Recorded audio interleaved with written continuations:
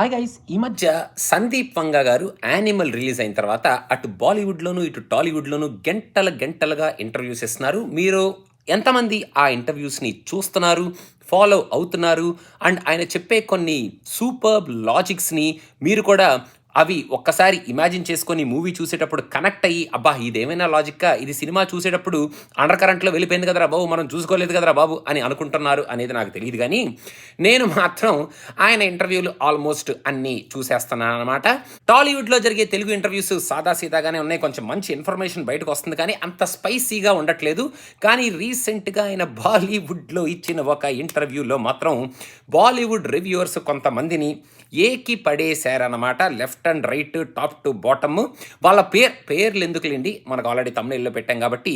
ఈయన స్పెషాలిటీ ఏమిటంటే, వాళ్ళ పేర్లు తీసుకొని మరీ వాళ్ళు సినిమా గురించి ఇలా మాట్లాడారు అని చెప్పి సూపర్బ్‌గా వాళ్ళని వేసుకోవటం జరిగిందనమాట. సో, ఆయన ఈ బాలీవుడ్ ఇంటర్వ్యూలో బాలీవుడ్ రివ్యూవర్స్‌ని వేసుకున్న కొన్ని కామెంట్స్ నాకు బాగా ఇంప్రెస్ అయ్యి, నేను బాగా నచ్చిన కామెంట్స్‌ని మీతో ఒకసారి షేర్ చేసుకుందాం. మీరు ఆ కామెంట్స్‌తో ఏకీభవిస్తారా లేదా అనేది ఒకసారి మాట్లాడుకుందాం అని చెప్పి ఈ వీడియోలో ఆ కామెంట్స్‌ని పాయింట్ ఔట్ చేద్దాం అనుకుంటున్నాం అనమాట. సందీప్ వంగ గారు ఏం చేశారంటే, ఆ పాయింట్ ఔట్ చేసే ఆ రివ్యూవర్స్ పేర్లు తీసుకొని మరి ఫస్ట్ ఆఫ్ ఆల్ వీళ్ళందరూ పెద్ద ఇల్లిటరేట్స్. వీళ్ళకి సినిమాలు చూడడం, సినిమాలు రివ్యూ చేయటం అసలు రానే రాదు. సినిమాలో ఏదో ఒక్క ఎమోషన్‌ని, ఒక్క పాయింట్‌ని మాత్రమే పట్టుకొని, ఆ పాయింట్‌తో పాటు మాత్రమే వీళ్ళు ఆ రివ్యూని బాగా హైలైట్ చేసి ఇస్తారు తప్ప, సినిమాలో ఉన్న రిమైనింగ్ పాయింట్స్‌ని వీళ్ళు అసలు పట్టించుకొని కూడా పట్టించుకోరు. వీళ్ళు ఇలాగే తయారయ్యారు, ఇలాగే రివ్యూస్ చేస్తున్నారు. వీళ్ళకసలు సినిమా రివ్యూ చేసే హక్కు, అర్హత, ఎటువంటి స్టేచరు లేదు అనేది ఒక చాలా స్ట్రాంగ్ కామెంట్ ఇచ్చారనమాట. దీనికి ఎందుకురా ఇంత స్ట్రాంగ్ కామెంట్ ఇచ్చారని నేను ఆలోచిస్తే కరెక్టే కదా. ఎందుకంటే కొంతమంది రివ్యూవర్స్ మన గన్ కల్చర్ని ఎంకరేజ్ చేస్తున్నారు. యూఎస్లో గన్ కల్చర్ ఉంది కదా, అలా కాలేజ్లో గన్ను పట్టుకొని వచ్చేస్తే ఇండియాలో కూడా గన్ కల్చర్ ఎంకరేజ్ చేసినట్టు అవుతుంది కదా అని ఒక కామెంట్ వేసి దానికి ఒక పెద్ద డిబేటే పెట్టడం జరిగిందనమాట. సినిమా మీద డిబేట్ పెట్టడం కామన్, ఓకే, ఇద్దరు ముగ్గురు కూర్చొని సినిమా లవర్స్ మాట్లాడుకుంటాం కామన్. కానీ ఒక లాయర్ని, ఒక యాక్టివిస్ట్ని వీళ్ళని కూర్చోబెట్టి అసలు లాస్ పరంగా అసలు ఇండియాలో ఏం జరుగుతుంది, అసలు వాడి హ్యాపెనింగ్, అసలు గన్ను తేవచ్చా లేదా, అసలు గన్ను తెస్తే ఏమవుద్ది, దానివల్ల ఎఫెక్ట్స్ ఏమవుతాయి, అసలు యూత్ ఎలా పాడైపోతున్నారు, ఎలా ఇన్ఫ్లుయెన్స్ అయిపోతారు అని చెప్పి ఏదో డిస్కషన్లు అన్నీ పెట్టారనమాట. ఆ డిస్కషన్ కూడా మనకి చాలా పిచ్చ కాబట్టి చూడటం జరిగింది. నేను ఈ స్ట్రాంగ్ కామెంట్ ఇవ్వడానికి ఇంకొక రీజన్ ఏమిటి అంటే, పోలీసులు ఏం చేస్తున్నారు ఈ సినిమాలు అని ఒక బ్రిలియంట్, అద్భుతమైన, ఫ్యాంటాస్టిక్ క్వశ్చన్ ఒక రివ్యూవర్ అడగడం జరిగింది. అసలు ఆ క్వశ్చన్ వినగానే నాకు కూడా వారే వా, what a question, what a pointing out of the police అని అనిపించింది అనమాట. ఇది మన ఆర్జీవి గారిని కూడా 2-3 ఇంటర్వ్యూస్లో అడిగారు. ఆయన కూడా చంప మీద ప్యాట్ పని కొట్టినట్టు ఆన్సర్ ఇచ్చారు. పోలీసులు ఏం చేస్తారని అడగడం ఏంట్రా బాబు, సినిమాని సినిమాలాగా చూసి ఎంజాయ్ చేయకుండా సినిమాని ఎమోషనల్గా ఇంటికి పట్టుకెళ్ళి ఇంట్లో కూర్చొని ఆ సినిమాని మనకు నార్మల్గా రివ్యూ చేస్తున్నాం కదా అని చెప్పి రివ్యూ చేసి వదిలేకుండా వాటి మీద పాయింట్స్ అవి ఇవి రాసుకొని ఇలాంటి లాజిక్లెస్, ఇల్లాజికల్ పాయింట్స్ని బయటకు తీసి రివ్యూలో చెప్పడం. అండ్ మన సందీప్ వంగ గారు ఇచ్చిన ఇంకొక స్ట్రాంగ్ కామెంట్ ఏమిటంటే, వీళ్ళందరూ ఒక గ్యాంగ్ లాగా తయారయ్యి only certain directors, certain kind of మూవీస్ని మాత్రమే వీళ్ళు ఎంకరేజ్ చేసి మంచి రివ్యూస్ ఇస్తూ ఉంటారు, మిగతా వాళ్ళని వీళ్ళు మాత్రం అసలు పట్టించుకోరు అనేది ఒక స్ట్రాంగ్ స్టేట్మెంట్ వదిలారు. అది కూడా కరెక్టే. నేను కొంచెం ఆలోచించి చూస్తే అవును కరెక్టే కదా. మెయిన్గా ఆయన పాయింట్అవుట్ చేసిన ముగ్గురు ఇలాగే మాట్లాడుతున్నారా ఏమిటి అనేటట్టు నాకు అనిపించింది అనమాట.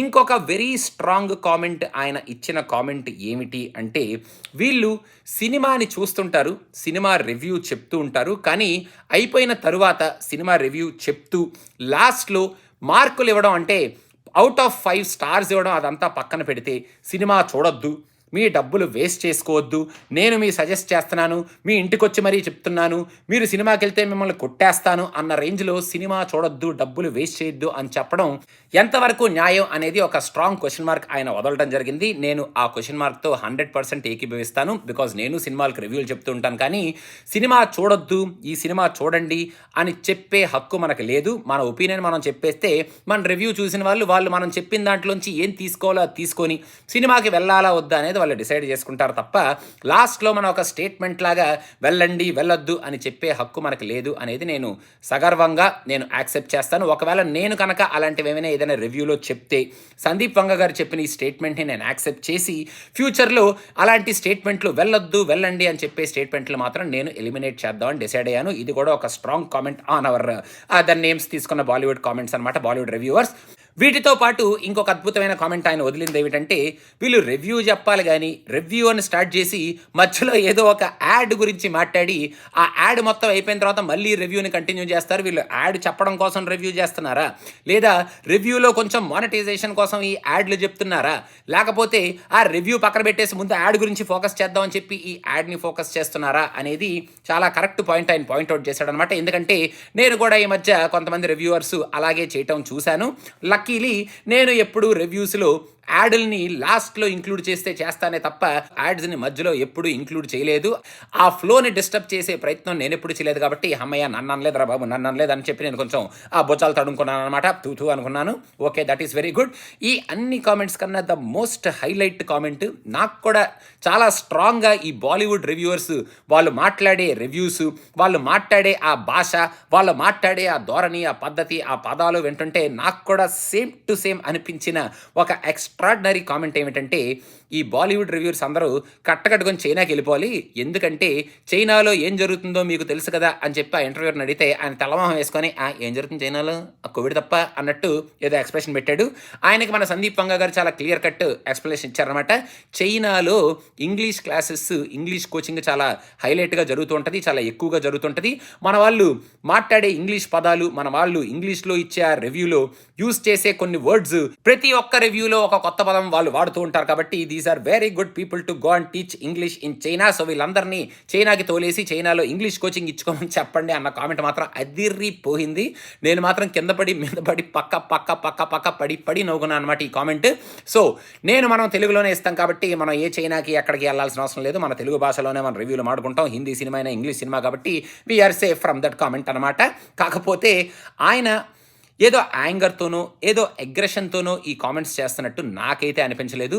ఒక పెయిన్తో ఎందుకురా బాబు సినిమాని ఒక పర్సనల్ హేట్రెడ్ లాగా పెట్టుకొని ఇలా మాట్లాడుతున్నారు ఈ రివ్యూవర్స్ అనే పాయింట్ ఆఫ్ వ్యూని ఆయన బయటికి తెలియజేయడం కోసమే ఇలా పాయింట్అవుట్ చేసి ఆ రివ్యూవర్స్ పేర్లు తీసుకొని మరీ వాళ్ళకి వేయడం జరుగుతుంది తప్ప, నాకైతే ఈయన ఏదో యాంగర్తో అసలు వేసేసుకోవాలి ఇప్పుడు వెళ్ళని, ఎందుకంటే సినిమా హిట్ అయిపోయింది కాబట్టి జనాలు నా వైపే ఉంటారు కాబట్టి అన్న కైండ్ ఆఫ్ యాంగిల్తో మాత్రం ఇది చేయటం లేదు అని నాకైతే అనిపించింది అనమాట.